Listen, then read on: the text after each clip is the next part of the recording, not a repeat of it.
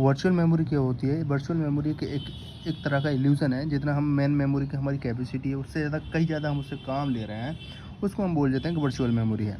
Virtual memory implement की जाती है डिमांडिंग पेज से। डिमांड पेज क्या होता है? एग्जांपल के तौर पे हमारे पास बहुत ज़्यादा कोड लिखा हुआ है, प्रोसेसेस है, बहुत ज़्यादा उसका कोड लिखा हुआ है। वो उसको हम रखते हैं अपनी सेकेंडरी मेमोरी में। उसको हम रखते हैं अपनी सेकेंडरी मेमोरी में। क्यों रखते हैं सेकेंडरी मेमोरी में? क्योंकि मेन मेमोरी की जो हमारे पास होता है वो लिमिटेड होती है, उसमें हम पूरा कोड नहीं रख सकते।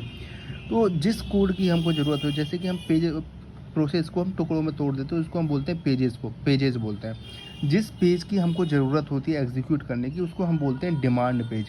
उसको हम सेकेंडरी मेमोरी से उठा करके अपनी मेन मेमोरी में लाते हैं। मेन मेमोरी में जब एग्जीक्यूट हो जाता है, जब से उसके बाद हमको दूसरे पेज की ज़रूरत पड़ी तो हमने दूसरा पेज भी ला के रख दिया, फिर तीसरे पेज की ज़रूरत पड़ी, तीसरा पेज भी ला के रख दिया।